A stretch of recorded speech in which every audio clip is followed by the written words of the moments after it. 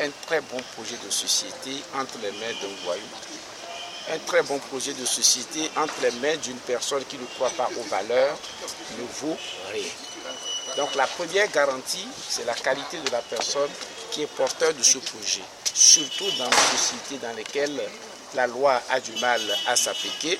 Si vous n'avez pas un dirigeant qui porte des valeurs, il pourrait avoir un projet de société qui servirait simplement à endormir le peuple togolais. Il faut qu'on en finisse.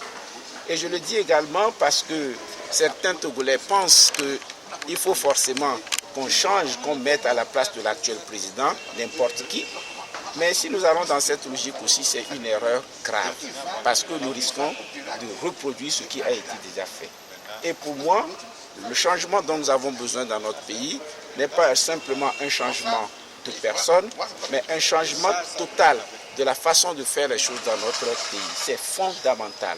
Justement pour cette raison, il faudrait aussi compter sur la qualité de celui qui est porteur du projet. Et finalement, pour vous parler du projet, il s'agira d'un projet en 4 points essentiels. Le premier point sera consacré à la refondation de la nation togolaise.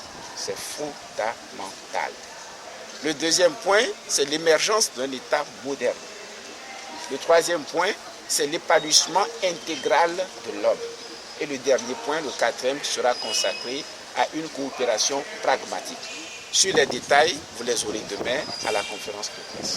Professeur, sur les réseaux sociaux, on vous a vu aux côtés des forces, disons, des candidats en lice pour la présidentielle, notamment Jean-Pierre Favre et les autres collègues. Vous avez fait la C14. Est-ce que c'est une force, disons, une mutualisation qui est en cours, une mutualisation dont parle la société civile à la conférence de presse?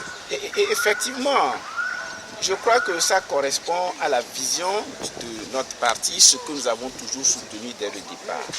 En disant une candidature unique serait contre-productive même pour la transparence des élections dans notre pays. Par contre, que les différents candidats s'entendent pour voir comment mutualiser leurs forces, ce serait une très bonne chose. De sorte que même dans les bureaux de vote, l'objectif de chaque délégué serait de défendre la transparence des élections, de sorte que nous puissions mutualiser donc nos efforts pour cette transparence.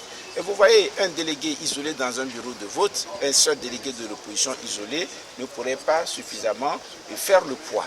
Et donc, cette mise en commun de nos énergies permettra d'assurer donc cette transparence pour autant que faire se peut. Nous savons que les institutions sont totalement déséquilibrées. Si dans ce contexte, l'opposition venait à n'avoir qu'un seul délégué dans le bureau de vote, on peut dire que tout a été déjà joué. Et nous demandons au peuple de Togolais de comprendre cette stratégie et de se mobiliser pour voter. Et je le dis, je le répète toujours, si je suis candidat, c'est parce que je crois que je porte les valeurs nécessaires et que je suis le meilleur actuel de l'opposition. C'est tout à fait légitime que je le dise. Maintenant, je demande à tout le peuple togolais, à grande majorité du peuple togolais, de voter pour moi. Mais à supposer que certains ne voudraient pas voter pour moi, qu'ils votent quand même pour l'opposition. Ça, c'est une exigence fondamentale, de sorte que nous puissions changer ce régime. Mais je vous demande, a priori, de voter pour moi et vous ne serez pas déçus. Merci, professeur. C'est moi qui vous remercie.